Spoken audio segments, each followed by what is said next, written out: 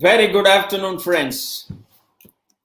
At the outset, let me invite each and every one of you for this special Friendship Day webcast on the new educational policy 2020, which has been announced by the Union Government of India recently, exactly 3 days back on 29th of July 2020.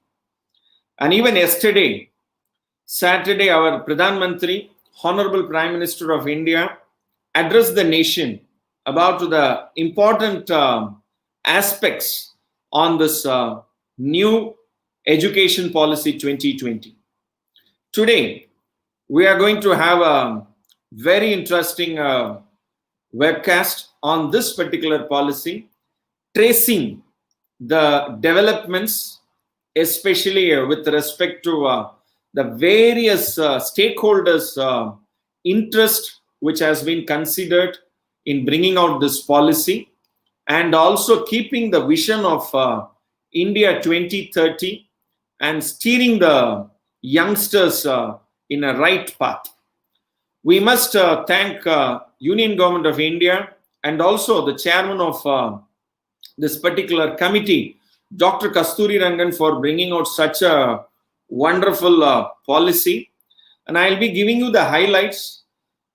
Last year in 2019, I repeat, last year in 2019, there was a draft educational policy which was brought in 15th of December 2018 itself, and it was presented to the then education minister. Presently, the entire ministry itself has been renamed as Ministry of Education from Ministry of HRD. Our first education minister, when we got our independence on 15th of August 1947, we had Janab Maulana Abul Kalam Azad. He was the first Minister of Education, and today we have our present Education Minister, Shri Prakash Javadekar. His period has started last year, and he has taken the mantle from the previous Education Minister. Good. Now, with this backdrop, let me now take you into this particular program. I'll share my screen. This is the first aspect that happened for bringing out this National Education Policy 2020. By keeping the mygov.in portal open from 26th of January 15 till 31/10/2015, almost for 10 months, this site has pulled out various recommendations. And not only that, taking the inputs from 2.5 lakh Gram Panchayat, 6,600 block, 6,000 urban local bodies, and 676 districts. All this happened physically by consulting various stakeholders, teachers, schools, colleges, professors, students, parents, especially between May and October 2015. And this NEP 2019, what I mentioned, was in 22 languages. And after having dialogue with the member of parliaments from various states, especially Andhra Pradesh, Telangana, Kerala, Tamil Nadu, Puducherry, Karnataka, and Odisha.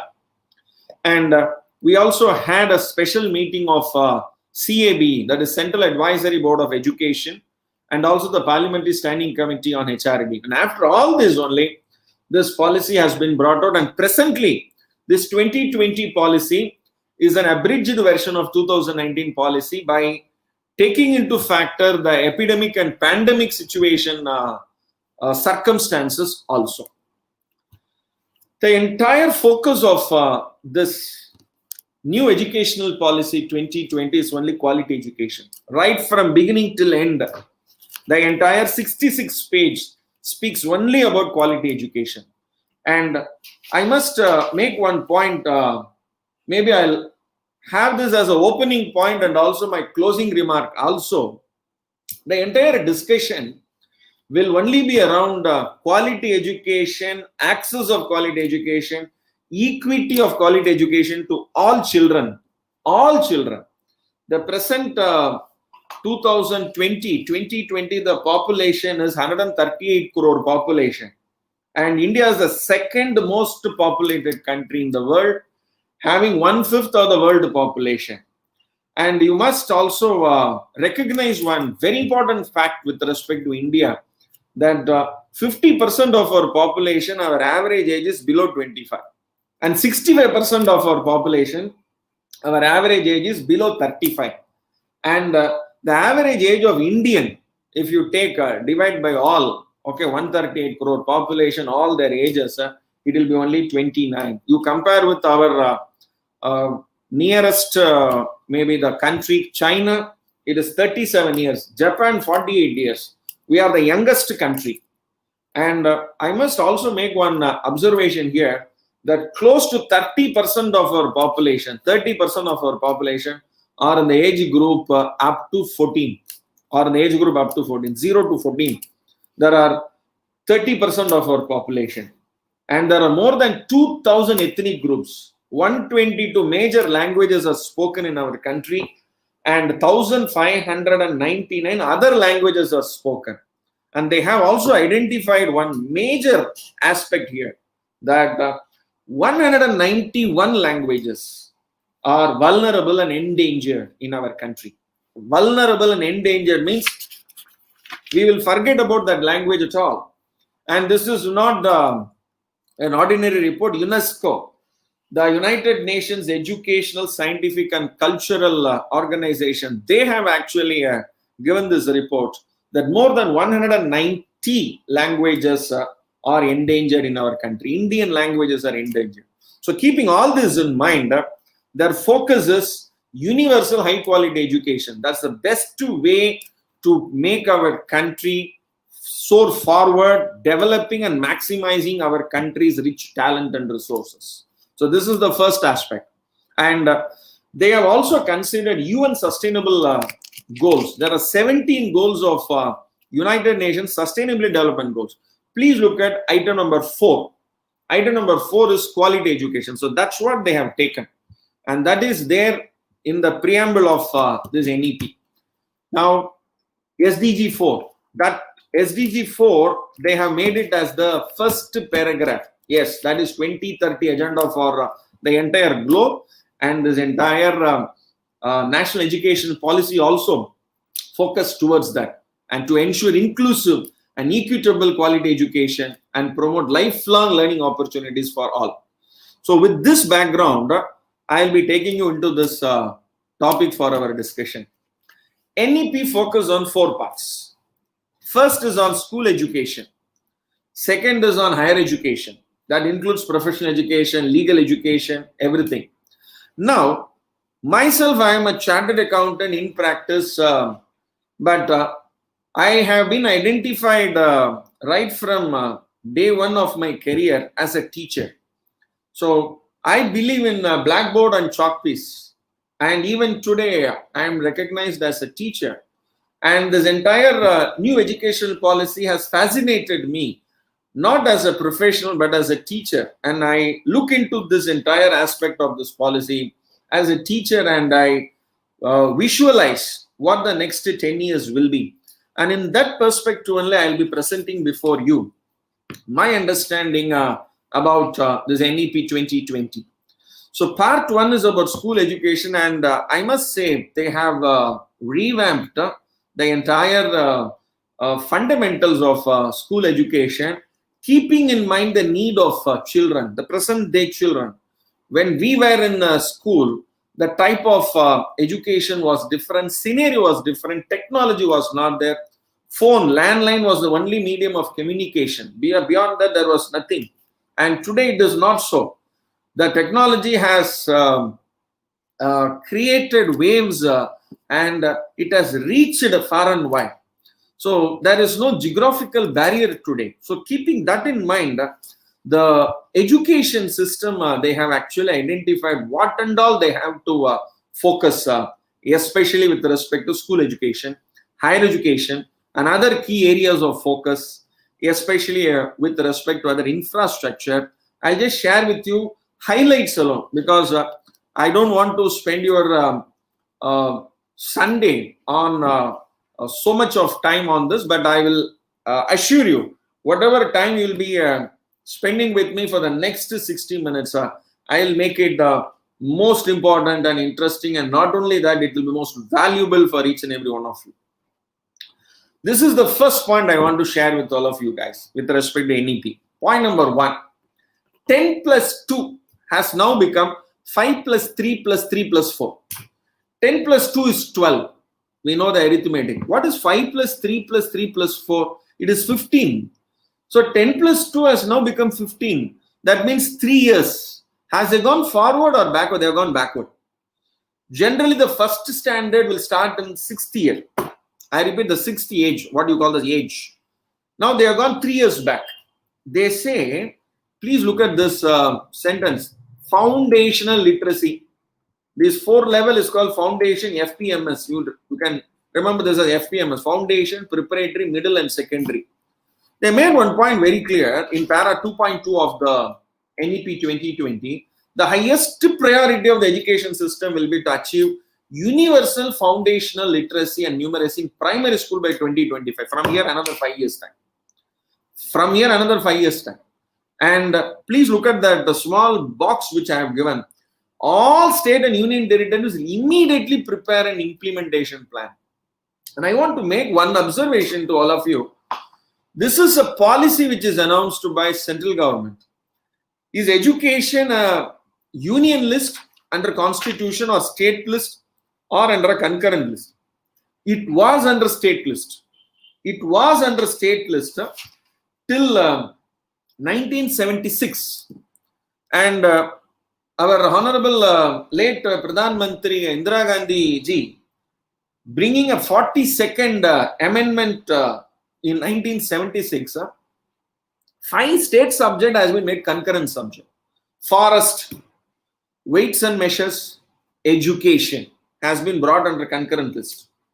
And from 1976 onwards, it is in concurrent list. So policy will be made from the central government level, and implementation has to be done at state government and union territory level. So it is, what do you call it as, you have to actually, if you have to make sound, both the hands has to come together. So, and state government has to come out with, when there is a union government policy, every state government has to come out with a state government education policy also. And that is the highest priority they have given. That means the foundation level. That means every children, every child, 3rd year onwards, please look at the age, 3 to 8. They call it as Bal Vatika or preschool, Anganwadis. So these Anganwadi schools, Bal Vatikas, preschools. So 3 to 5 will be 3, 4 and 5. And you have this next first standard and second standard. So that is up to this age number 8, 3 to 8. So that is 5 years. Very, very important. So 4, 5, 6, 7, 8. So after the age of 3, from 4th age onwards, 4, 5, 6, 7 and 8. So the 7 and 8 will be first standard and second standard. 4, 5 and 6 will be the preschool or Bal Vatika and Anganwadis. So where they believe that there is a term which they have used, it is called as early childhood care and education. And there is a very important observation they have made. I repeat, they made a very, very important observation in national educational policy, that the brain development happens maximum only in this particular period. What do you call it as the foundation? That is why they term this as foundational. And this is that diagram which has been used in national educational policy. This was the erstwhile 10 plus 2, 6 to 10 and then 2, previous academic structure. And now that black color has also been covered. So 3 to the 6, 3 to 8, what do you call it as 3 to 8, 4th, 5th and age 4, age 5, age 6. Age 7 and 8 will be first standard and second standard. Good. After that, you have the 3, 4, 5. So that is another plus 3, which will be the preparatory level. At each level, they have identified how the subjects, how the method has to be designed in the entire curriculum. So one by one, I'll try to actually unravel it before you, and I'll give you some time to actually share your queries or your points. You can put forth your views in the chat box, or you can note down those queries, and I'll actually have time. So 10 to 15 minutes, you will have time to actually address all your queries. So of course, +4, 5 plus 3 plus 3 plus 4. So very important, what everybody have to appreciate. One thing is the top level, the 12th standard remains same, but at the bottom level, there is a mandate that education must start after 3 years, after the age of 3. So that is the point here, guys. So new pedagogical and curricular structure. Now, highest priority, I made it. Please look at this particular point. This is in para number 2.3 of the National Educational Policy 2020. They have made it very clear. PTR means pupil-teacher ratio. Pupil-teacher ratio, they identified it. First, teacher vacancies must be filled at the earliest. Please note down this point. Teacher vacancies must be filled at the earliest. Where in the time-bound manner, especially in disadvantaged areas, they identified 3 types of areas in our country. They say that education is not equally given or equally available, because one of the objective of this entire national educational policy, there are actually 5 objectives: access, equity, quality, affordability, and accountability. So access to education, they have identified 3 areas: disadvantaged areas, socially, economically disadvantaged students because of the geography, because of their economy, and aspirational districts. Now, what is this aspirational district? There are some districts where there is no schools available. They have to actually travel a lot of distance to actually reach schools. And maybe some of the WhatsApp videos you would have seen how the children and kids, maybe and parents also, they actually carry their kids and take their children and make them the education available to them after traveling long distances. And those places are called aspirational districts. We all know what do you mean by SEZ. What we understand SEZ is called special economic zone. No, in the national educational policy, they identify such a zone as special education zone, which requires the availability of schools and teachers there. And that is the first aspect which this particular NEP addresses. Fill the teacher vacancies and ensure that the pupil-teacher ratio should be under 30:1. Please look at this word, under 30:1. They have not distinguished between public schools and private schools and philanthropic schools. So please be very clear that it will be ensured at the level of each school. Areas having large number of socio-economically disadvantaged students will aim to have at least under 25:1. So maybe if it is socio-economical, it should be not even 30, it should be even lesser than that. So that is the level at which they have actually identified it. And very important para, I want all of you to actually visit these 2 sites. Children, school children, all of you visit diksha.gov.in. This is the Ministry of HRD. First time they have made this. And I must tell you, when we got our independence on 15th of August 1947, this ministry was formed, Ministry of Education. And for 38 years, till 25th of September 1985, it was Ministry of Education. From 25th of August 1985 till 29th of July 2020, it is Ministry of HRD. And again, they have renamed it as Ministry of Education. So today, our Honorable Minister is Sri Ramesh Pokhriyal. He is the 30th Education Minister. He is from Uttarakhand, Haridwar. And these are the 2 websites of Government of India, Ministry of Education. Now, diksha.gov.in is for the school education. Swayam.gov.in is for the higher education.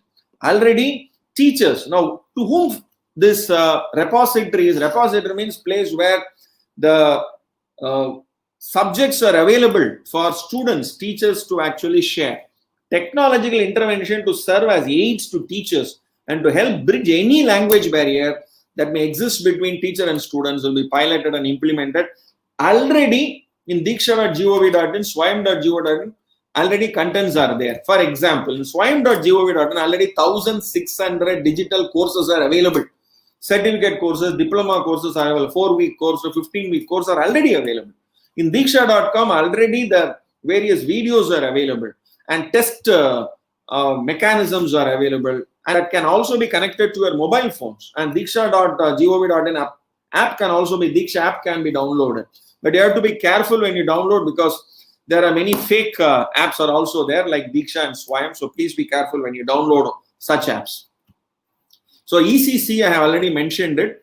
So the early childhood care and education, the model, that is why the model is not starting from first standard. It is starting from the age of 4. Okay. Once 3 is over, they have to start with the foundational stage. So good. Now, I'm bringing your kind attention to this particular aspect, guys. Please look at that. This is LinkedIn research report of 2020. And what is the research report? Please look at the top 5 soft skills. Top 5 soft skills. Creativity, persuasion, collaboration, adaptability, emotional intelligence. Who will teach all this? Teaching biology, teaching chemistry, teaching English, or teaching languages, accounting, or teaching computer science. Is that will make a wholesome student? He should have that courage. He should have the confidence to face the future of the for his future. And what is most required is his creativity, persuasion skills, collaboration skills. All this is today's skills required. They say, okay, you are educated, but you don't have creativity. Why should I actually engage you? Especially corporates. So that is where this entire new education policy focus. So I'll try to actually take you through. Please look at this. This is para number 4.5 of the National Educational Policy, which focus on they will reduce the curriculum content and enhance the essential learning and critical thinking. Think. Come out. We should make the kids to actually think. We should not say, okay, this is question, this is answer. For this question, write this answer. No, that is not learning. There's a very nice film by Rajkumar Hirani. There's 3 Idiots. In that, our hero, who was that? Amir Khan, will make one observation. यहाँ तो innovation की बातें ही नहीं होते. यहाँ सिर्फ बातें होती हैं, सिर्फ मार्क्स की बातें होती हैं. So how can you make kids to actually think? Critical thinking. Please look at this. Curriculum content will be reduced to each subject to its core essential, to make space for critical thinking, inquiry based. They have to ask, hey, why volcano is coming? Why it should be in that particular color? Why? Ask them. This is how it should be done. How it should be done, books are there. Why it is though? Ask the 3-letter word every child should ask a teacher is not how, it is why. WHY. Why it is happening. But today's kids are they are very smart. Right from the second year, third itself, they ask their parents and why it is happening like this. Discovery based, discussion based, analysis based. That is how the curriculum will be designed. Total revamp. And please look at para 4.6. In all stages, meaning not only FMPS, that is foundation, your middle, preparatory, and secondary. In all the 4 stages, that is still your 5 plus 3 plus 3 plus 4, the experiential learning, they have to. It is not only you go to lab, chemistry lab, there only you pour the chemical and the experiment you do. No. Every subject is practical. There is now subject that is called theoretical. Experiential learning, hands-on learning, arts integrated, sports integrated, storytelling based pedagogy should be the standard pedagogy within each subject. Nowadays, some of the teachers are using these skills, and these teachers have to be actually appreciated. And coming to another aspect where they have given equal importance to teacher. No teachers, without teacher, new education policy can't be implemented. They are very clear on that. So there has been a lot of respect, a lot of care, a lot of concern that has been given in this national education policy. Let me also come to that particular point. And please remember, this particular policy has not been brought out without the involvement of teachers, without the involvement of students, without the involvement of parents. lot of what do you call it as the recommendations have gone into it, and that is not the least, guys. Even now, this policy, before it makes into law, I'll give the last slide, which is very important, how it will be implemented. That is most important. I'll come there at that time. I'll give my suggestions to you. Now, please look here. Empower students through flexibility in course choices. This is in para 4.9 in page number 13 of National Educational Policy. Please look at this. There will be no hard separation among curricular, extracurricular, and co-curricular. So, charging separate fees for extracurricular, dance, Bharatanatyam, horse riding, swimming. No. All this is part of it. They should learn what is the fun in only getting degrees and without knowing swimming, without knowing the first aid treatment. All these are part of the curriculum. I repeat the word, part of the curriculum. Please look at subjects like physical education, arts, crafts, vocational skills. I'm coming for vocational skills in higher education. That's very important.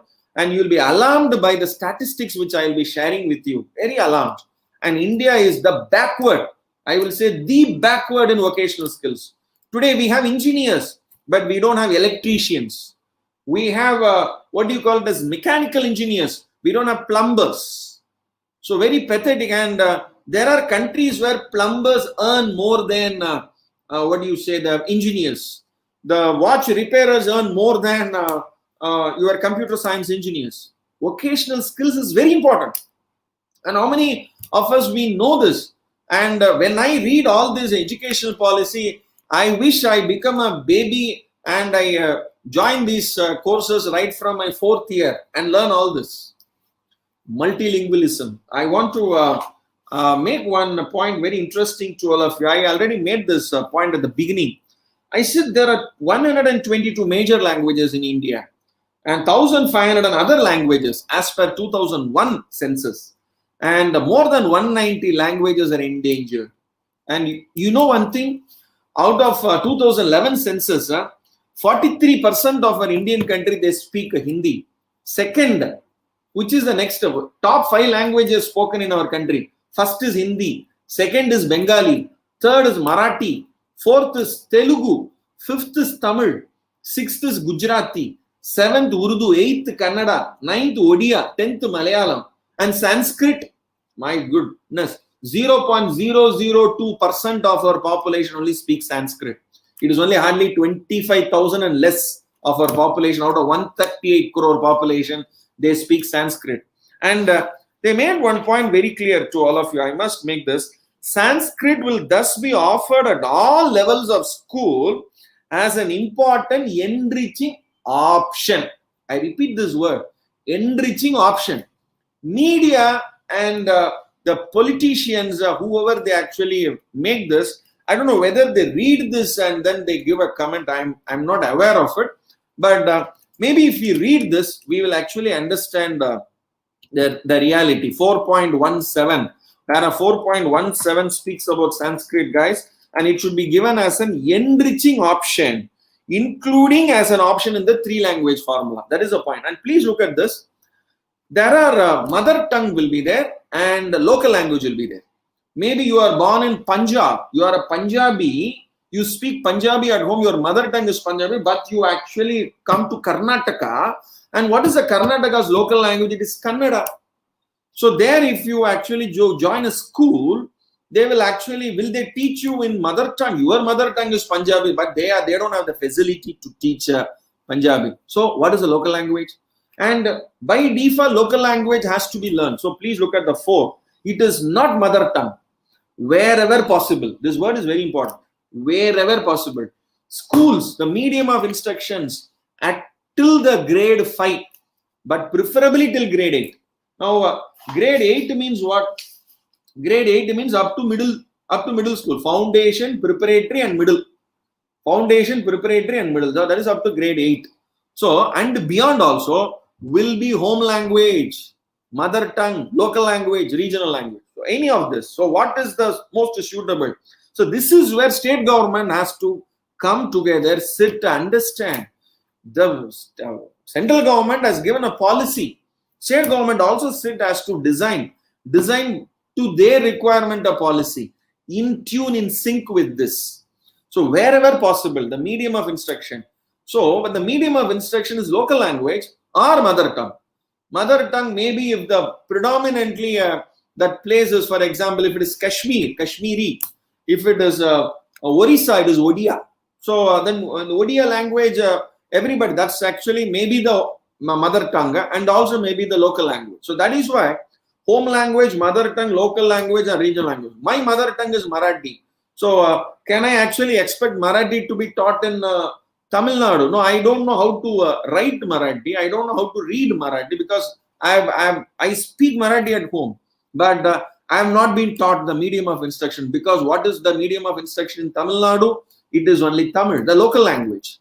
So wherever possible, the medium of instruction until a grade, they have to, and thereafter, the home or local language shall continue to be taught as a language only, but not as a medium of instruction for the other subjects. So this actually gives the power of learning the language as well as the subject also will be learned thoroughly. And this will be followed by both public and private schools. This is very important. That is why I put it in red color.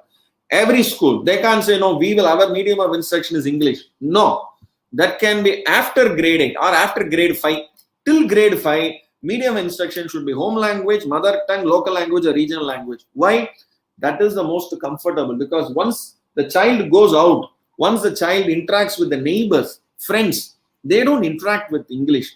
But there is one thing, English also, or maybe the other foreign languages also has to be learned. That is why they don't leave only with this. Please look at classical language. Please look at foreign language. 4.20. Please look. In addition to high quality offering of Indian languages, foreign languages also to be offered. Like example, Korean, Japanese, Thai, French, German, Spanish, Portuguese, Russian will also be offered, not at foundation or preparatory or middle, but at secondary. That means 9th standard to 12th standard. That means 9th standard to 12th standard only these foreign languages will be offered. So up to 8th standard, it is what do you call it as your multilingualism should be there. And the teachers, please look at this. Teachers will be encouraged to use a bilingual approach, including bilingual teaching learning material with those students whose home language may be different from medium of instruction. So therefore, teachers also have to be trained in that language. And look at classical language. And they have identified some of the classical. I already mentioned you the various spoken languages in our country. India also has an extremely rich literature in other classical languages, including classical Tamil, classical Telugu, classical Kannada, classical Malayalam, all South Indian, and Odia.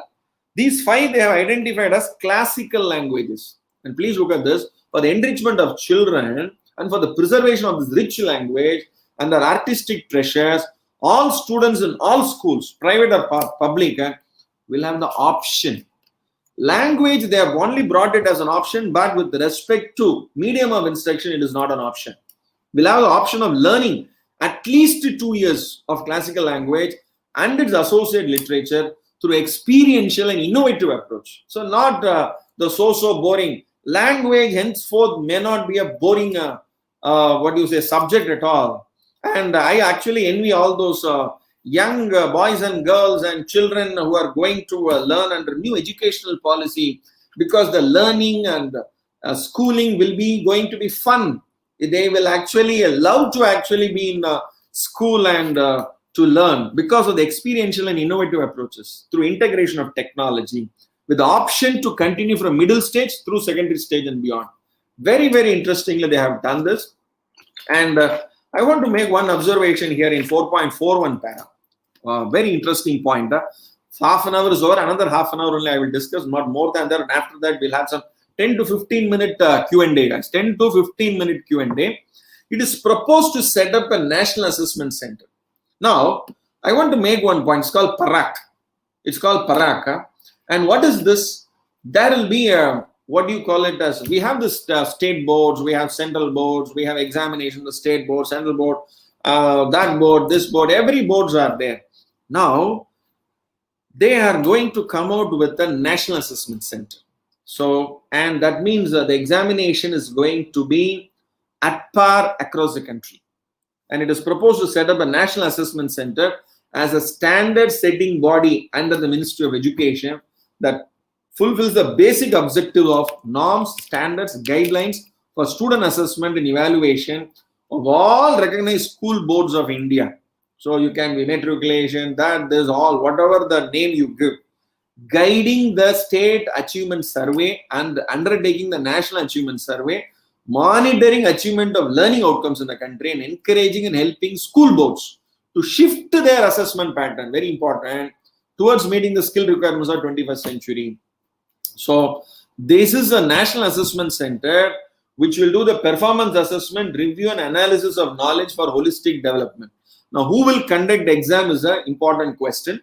And this is a point whether the existing system of conducting examination by the boards will continue.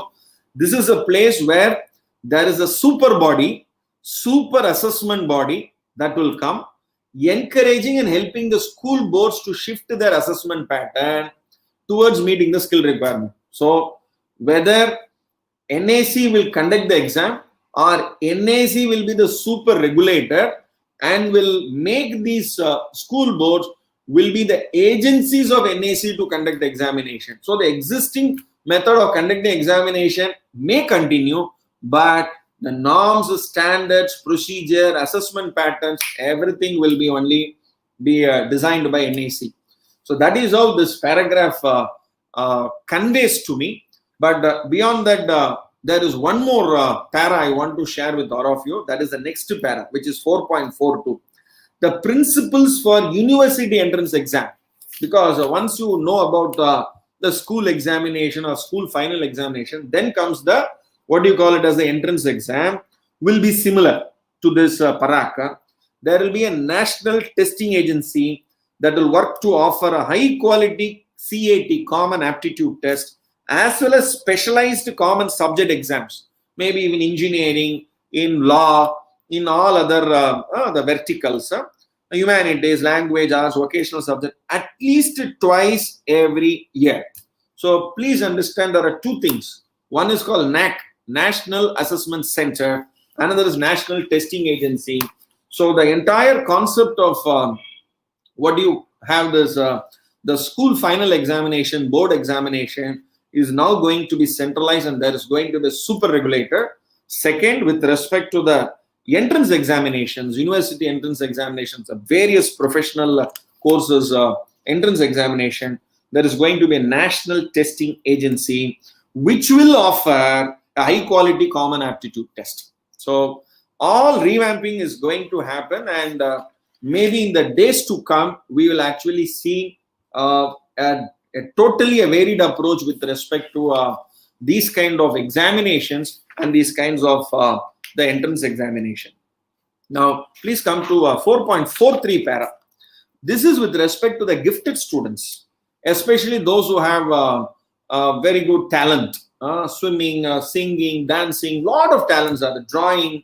Okay, so very good talents are there. Somebody where they will actually recite poems, so they have a very good memory skills. So very gifted students are there. They will play instruments. So a lot of stuff are there today with students. We can call them as prodigies, gifted students, special talent students. Now, what do we do with them? So we need to actually nurture and foster and develop that talent. That's very important. So for that, there will be a science circle, math circle, music and dance circle, chess circle, poetry circle, language circle, drama circle, debate circle, sports circle, eco club, health and well-being club, yoga club, and so on will be designed. And NCERT, I repeat, NCERT and National Council for Teacher Education, both they are going to come out with the example, a model for all these stuff, especially with respect to this, thereby retaining, discovering, nurturing and fostering gifted students across the country. Then, coming to teachers.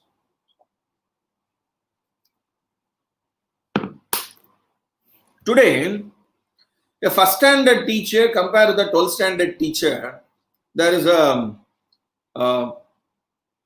from the society, they say, okay, he is a first standard teacher, 12th standard teacher, salary wise 12th standard teacher should get more, first standard teacher should get less. No. That is why they are classified into 4. In foundation, that means up to 2nd standard. Please look at the teachers doing outstanding work must be recognized and promoted and given salary rises to incentivize all teachers to do their best work. And therefore, a robust merit-based structure of tenure, promotion, salary structure will be developed with multiple levels within each teacher stage. Please remember, that means foundational stage, preparatory stage, middle stage, secondary stage. So, if you are actually, you are growing, within the foundation stage, you will have a career-based prospects, merit-based structure of robust tenure and promotion. Promotion doesn't mean that you get promoted from a foundational teacher to a preparatory teacher, but that will also be there. Please look at this para, very important para. There is no career progression related incentive to move from being teachers in early stage to later stage or vice versa. Those such career move across stages. From middle teacher, you want to become a secondary school teacher. Good, please go. Because of your subject knowledge, you are becoming 8th standard teacher to a 9th standard teacher. But that should not be linked with what you call as a salary or incentivizing. So it doesn't have. So, okay, 8th standard teacher, you have become 9th standard teacher. That is an incentive. No, that is not so. Incentives will be only we consider within the class, not by grading the teachers among what do you call it as standards, which is actually a pathetic method of actually it is not giving respect to teachers at all, their talent. So it is actually vice versa. Teaching a 9th standard student and teaching a 1st standard or 2nd standard student, the skill is totally different. There you have to actually how subject has to be delivered. But 1st standard, 2nd standard, you have to understand and you have to be more emotional. You have to connect rather than the subject. Subject is not important there. Connecting with the students are important. So both requires talent. So very aptly they have brought out this aspect with respect to CMP. Standard setting and accreditation for school education. I must say they have done exceptionally well, and the Department of School Education and Directorate of School Education, they have actually demarked it. Department of School Education will not give approval. They will only be responsible for overall monitoring and policy making. And Directorate of School Education will be working independently to implement policies. Both are independent. They are policy making, Directorate of School Education. So now today's system, all of you know how it is functioning. I don't want to tell you all this stuff. So Department of School Education, Directorate of School Education, the educational operation and service provision of the whole state will be handled by the Directorate of School Education, and it work independently, not in association with the Department of School Education, because Department of School Education will be the apex state level body in school education, because they will come directly under the ministry, and Directorate of School Education, they have to actually implement that policy. And one very important point I want to make, an effective quality self-regulation.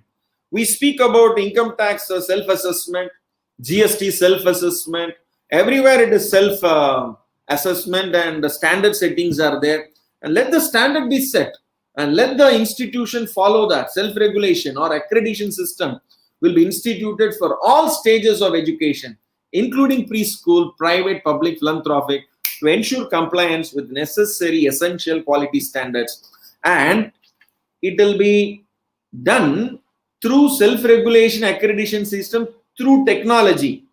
Meaning, please look at the next stage. To ensure that all schools follow these minimal professional and quality standards, the state government, union territory will set up an independent statewide body called State School Standards Authority. For Karnataka, School Standards Authority.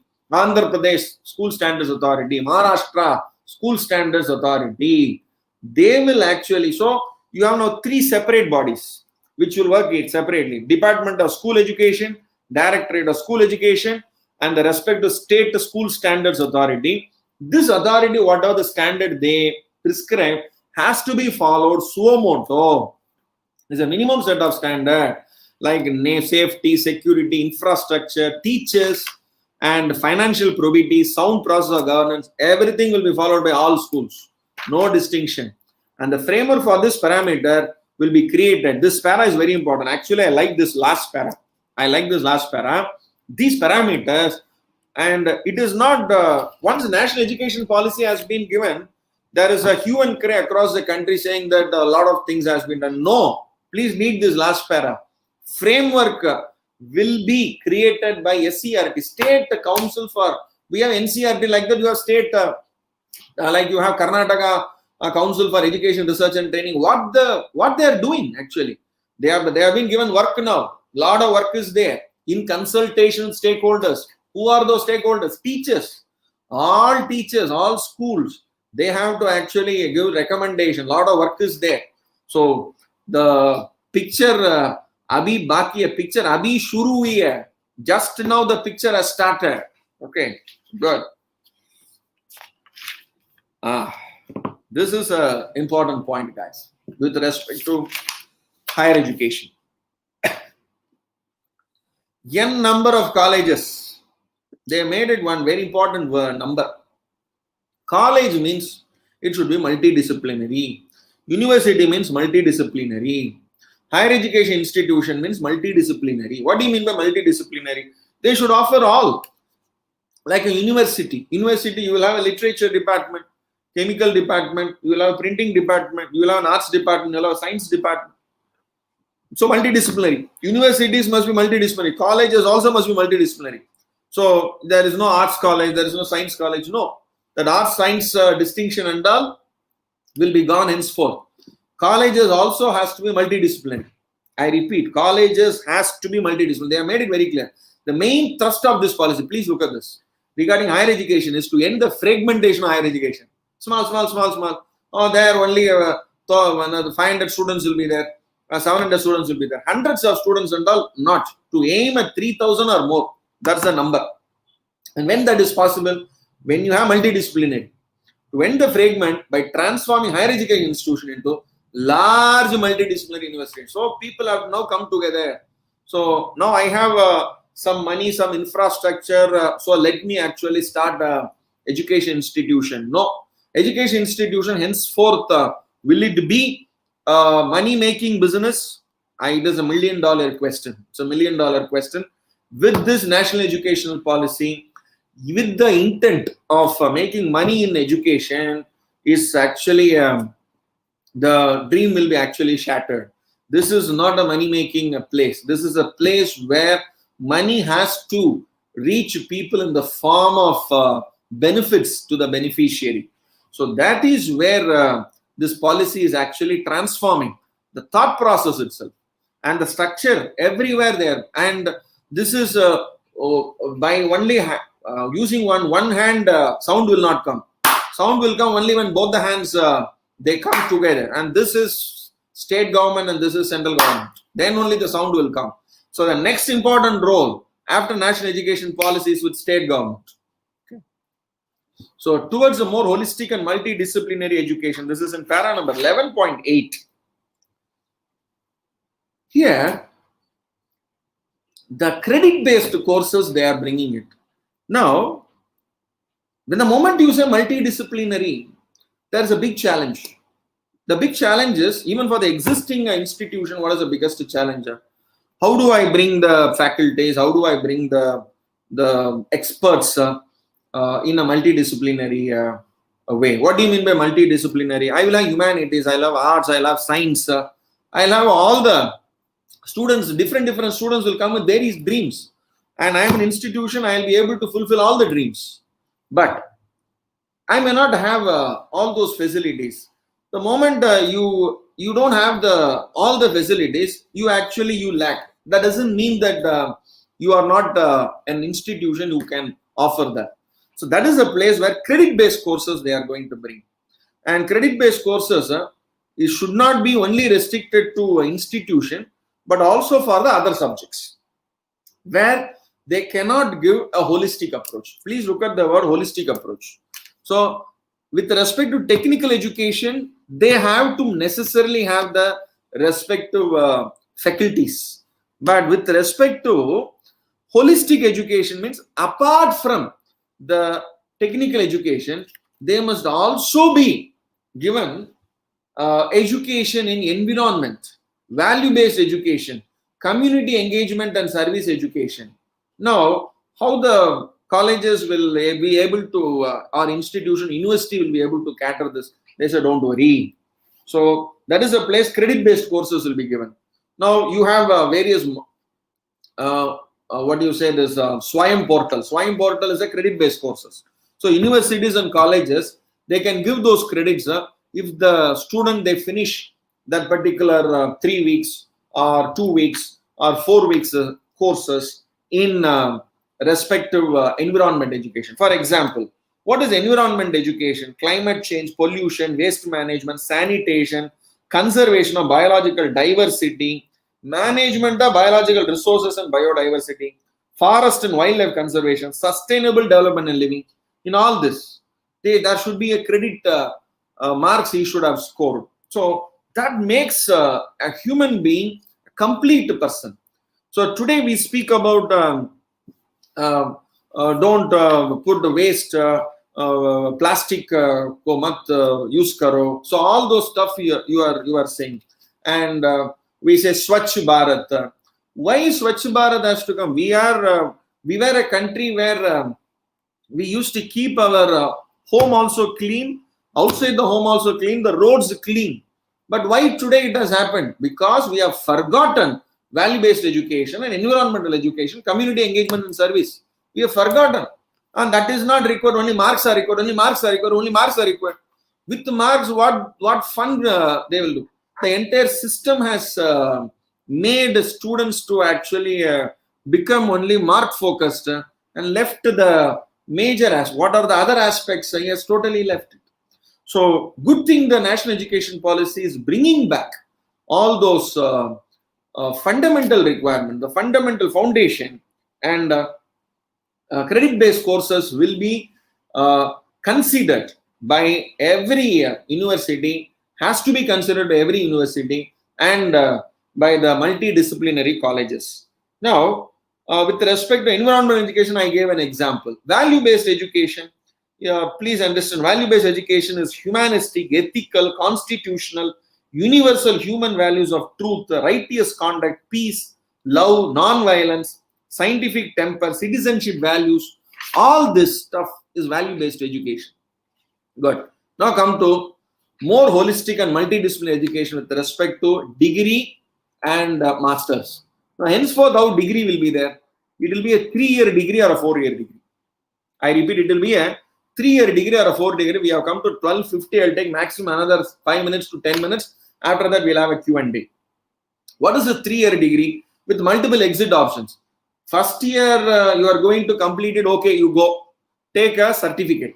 Second year, you complete it. You want to go. Okay, after writing exam, you go. I'll give you a diploma.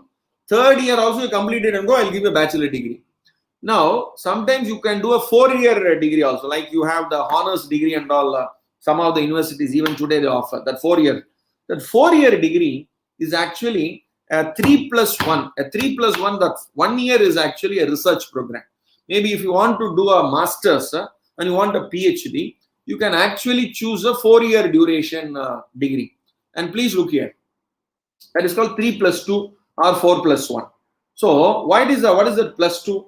So those who have completed a 3-year bachelor's, if he has to do a master's, he has to do 2 years master's. Those who have completed 4 years bachelor's program with research, he need to only do a 1-year master's program. I repeat, 4 years bachelor's degree with research. Then it is only 1-year master's program. If it is 3 years bachelor's program, he has to do 2 years master's program. And there is also an integrated 5 years bachelor come master's program. And those who wants to do PhD, after master's degree, straight away PhD, or a 4-year bachelor degree with research, he can do a PhD. So that is possible. So there is no MPhil program henceforth, no MPhil. So I myself, I have been a doctorate, and only after MPhil we have got it. So therefore, all those that systems up to this year, it is gone. Coming year forward, all this will be implemented by every universities. Now, there is one more. We have this form number 26 AS in Income Tax Act. What is this? It is called Income Tax Credit Statement. So, whenever I deposit money in bank account, interest will be there. On interest, the tax will be deducted. That deducted tax will be credited to my PAN number. My salary credited to my PAN number. So, I open my PAN number.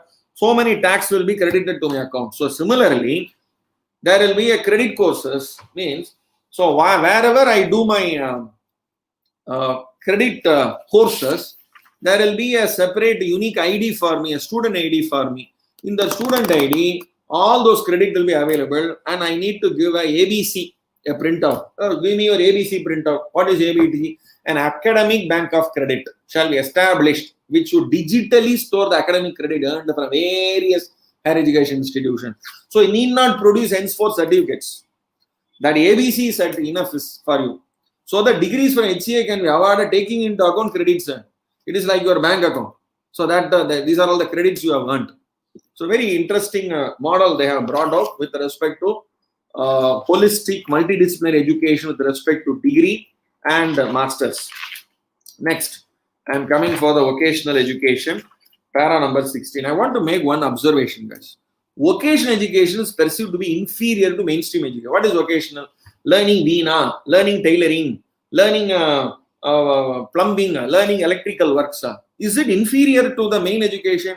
India as a country is the country where vocational education has been considered inferior. No, he is a failure candidate. He can ask him to go to ITI. Absolute nonsense. Absolute nonsense. Please look at the statistics in the first paragraph. South Korea, in the country in the world, 96% of the population in the age group 19 to 24, they have taken vocational education. Only 4%. They will go for engineering, they will go for medicine. India is the only country where less than 5% go for vocational, 95% go for engineering, medicine, other professional courses. And that is why today we are not able to get the vocational, the skilled staffs we are not able to get. In USA, it is 52%, Germany 75%. And India is a country where they have made it very clear that by 2025, I repeat, by 2025, we are in 2020, by 2025, at least 50% of the learner through the school and higher education shall have to exposure to vocational education. So whether it is music, dance, drama, okay, learning how to actually be a carpenter, being actually an electrician, any kind of stuff, vocational education. So tailoring, so all stuffs will come under that. And that today is also equally important. Why? There was an advertisement. There was an advertisement for a sweeper post, some 200 sweeper post in one of the corporations, in southern region. You know, there are 25,000 applications that was received. And what was the minimum qualification that was asked for? 10th standard or +2. You know, out of this 25,000 applications, 8,000 applicants are engineering graduates who applied for that. Engineering graduates who applied for. I need not tell, you can Google it and find out which corporation it is. Why? Because vocational education. If everybody is studying only engineering, who will do vocation? And vocation is also a profession. Vocation also a profession. There was a sentence that was made by Sir Martin Luther King, one of the past presidents of United States of America. Here, whatever work you do, you have to do with excellence. For that, he mentioned this particular sentence. Here lived a street sweeper. He mentioned the sentence like this: you have to, whatever work you do, you have to do so well. You have to do so well that how a street sweeper will sweep the streets so well, or how the Beethoven will actually compose the music. To that extent, a street sweeper has to sweep the street. That is the kind of involvement you must have in the work. Who said this? Sir Martin Luther King Jr. Okay, he said this. So all this is possible only by, okay, if everybody is professionally qualified, if everybody is there, then what is the purpose of having this? So therefore, and the guy who is actually professionally qualified, technically qualified, he may not be able to do a vocation because he doesn't have that skill. So that skill is actually lacking. So with all this, I'm coming for the very important paragraph and I leave the floor open. It's now 1 o'clock. So I'll come for the last but the least paragraph, implementation of this policy. If this policy has to be implemented and it has to see the daylight, can this policy announcement alone is enough? No. I said it's only one hand, only air will come. Therefore, the implementation of this policy will be led by various bodies, including Ministry of Education, your CABE, that is your Central Advisory Board of Education, union government, state government, education-related ministries, state departments of education, boards, the various state boards, central boards, national testing agency, regulatory bodies of schools and higher education, NC.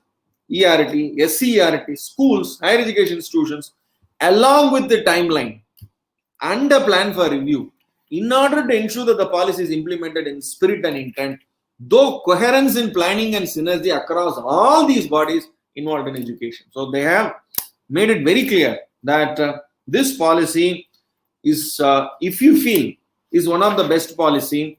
My view is, if it has to see the light of the day, all these people have to come together, and it is not that policy can next day will be implemented. It has to be implemented through procedures, through laws, through changes in the various practices, SOPs, directions, government orders. So all this stuff has to follow in the days to come. So with this, I thank each and every one of you for being part of today's program. The entire 135 participants, I must thank for being very, very patient in being with me for the past 1 hour. And I'll be open for any questions from your side. Maybe we'll take 5 to 10 minutes for questions, if anything is there. Yes, Vinod Kumar Agarwal, please type your question.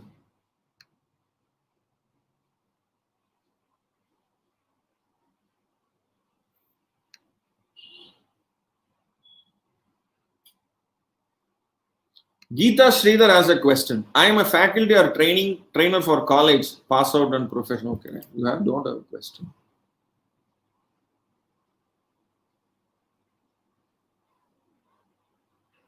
Any other questions? Please type your question. Sendil Tangaraj is having a question. Sir, can you tell in which academic year 5+3+3+4 will be implemented? Wow, good point. My views, it has to be implemented immediately from September. That is what the policy speaks about. And it is not in my hands, not in your hands. It is in whose hands? It is in the respective state government. So the respective state education department is working 24 hours to check whether this is possible to be implemented from September onwards. I'm presently not aware about the developments that has been happening, but one thing I am sure about, based on this, all the state governments are planning to implement it immediately. But immediate means when? So my understanding is from September 2020. So we have to wait for announcement. So Arogya Gerald. Guys, whenever you type your questions, please type your name as well as your location also, so that it will be nice. Does national education policy speaks about college and school fees in private and government institution? Will you ensure that students in all these institutions will pay their fees through government portal by eradicating black money? It's a very good point. So I think this suggestion you have to definitely write to PMO office. Please write one suggestion to PMO office. They are actually welcoming it. So thank you very much, Mr. Arogya Gerald. It's a very good suggestion. Then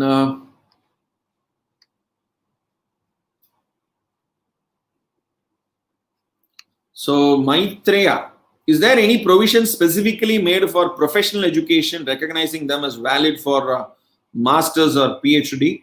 Is there any provision specifically made for professional education? I'm not able to understand this question, Mr. Maitreya. Please make me clear with this question.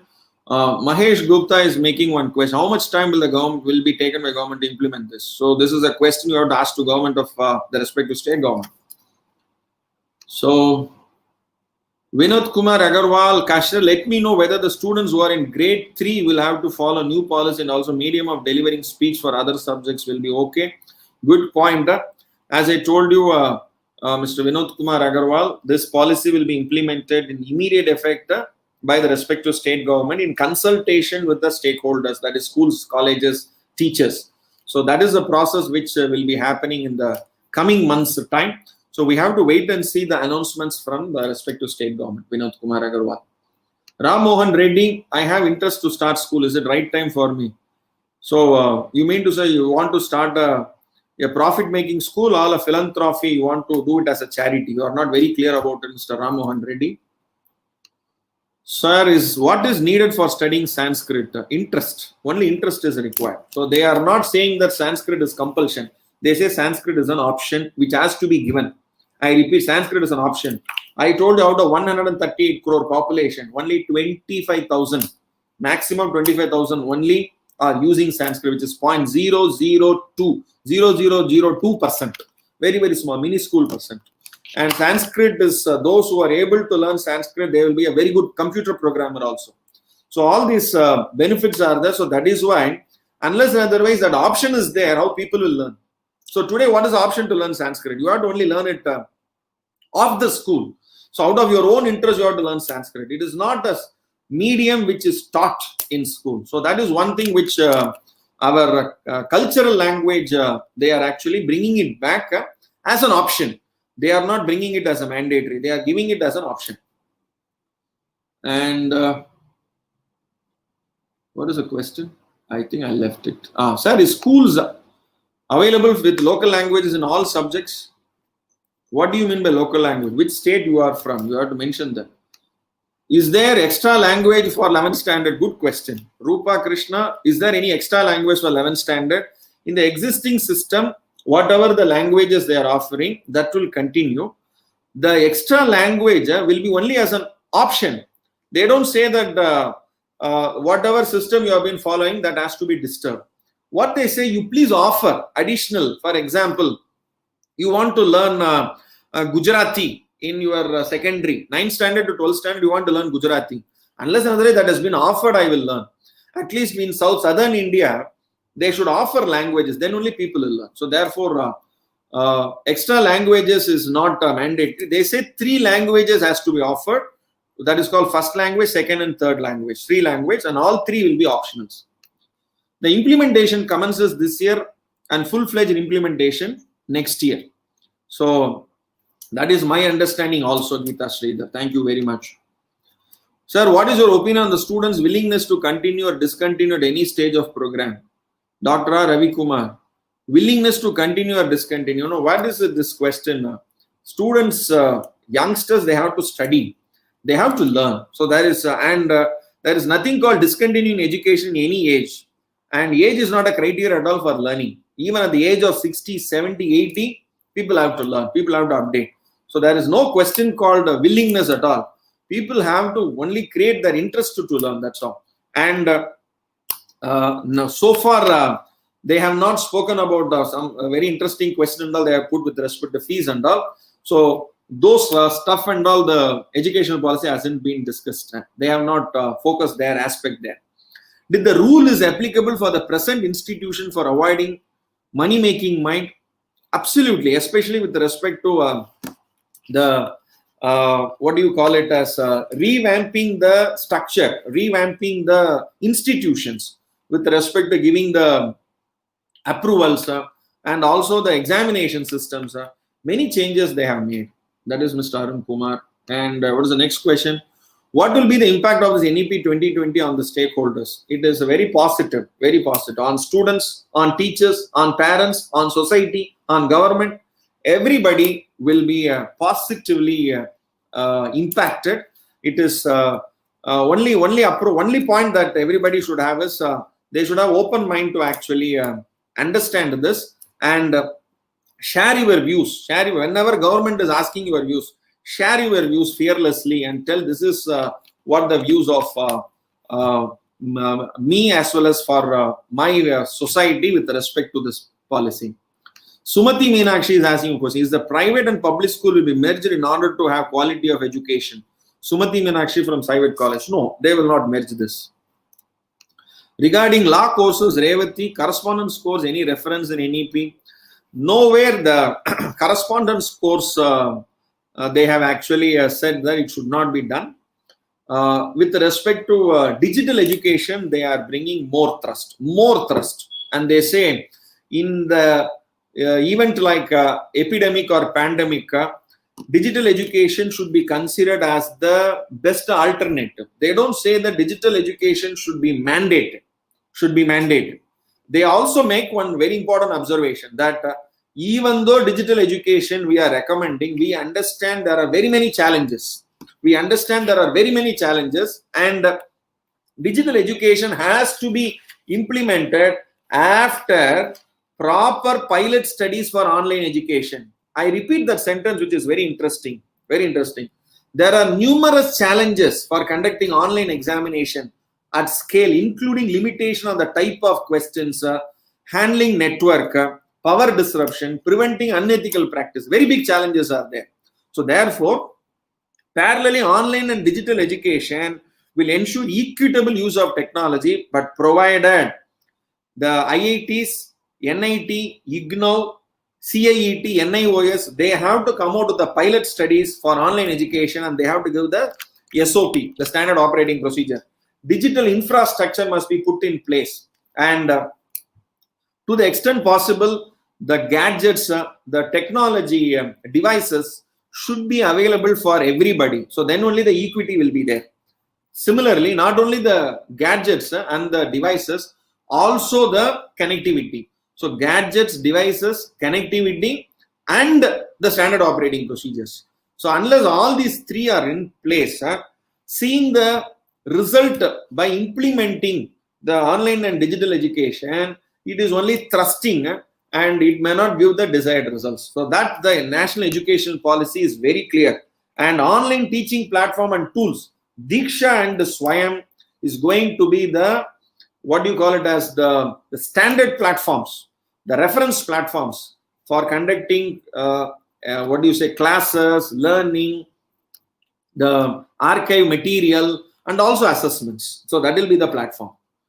Then Shakti, this system is used for already finished. This system is used for already finished distance education. They work in a private. I'm not able to understand this question. Then, do you believe our faculties are equipped to meet the aim? Yes, Nataraj and Salem sir, very good question. So that is why they have made it very clear that teachers are the foundation. If this national education policy has to see the daylight, has to actually see the benefits and fruits, the person who has to actually, the people who are the backbone of this NEP are teachers. And teachers have to continually learn, adapt to online, continually learn and upgrade, and new, experiential learning, the story-based telling, various model. So all those pedagogies, the teachers have to actually upgrade themselves. So national education policy is not only for students. National education policy is also for teachers.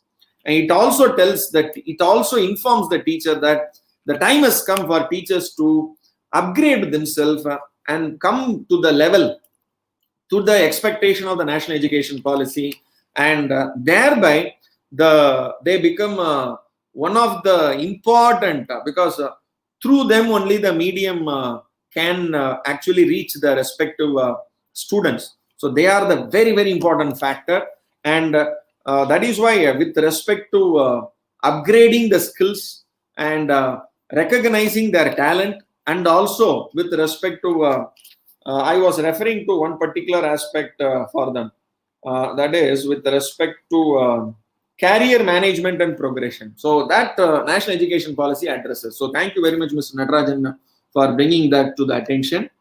Saranya Kannan is having a question. For filling the teacher vacancy, what is the eligibility criteria? Good. So as of now, the criteria and all will be only fixed by the respective state governments and the respective boards. So policy says fill. Policy says fill. So your question is not clear. Raj Lakshmi, is UG Arts program 3 years or 4 years under new 2020? It is both 3 years and 4 years. If you want to do research, 4 years program. You want to get degree and exit, take it. Take an exit. No, I want to upgrade. I want to go to. So Raji Lakshmi, you want to do only UG and then stop your education 3 years. No, I want to do post graduation, then do a 4 years.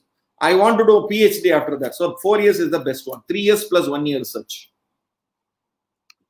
Then PTR ratio. If an institution will not follow, what will happen? Cancel their license. Is there any scholarship details in NEP? Oh yeah, it will be there. It will all will be there.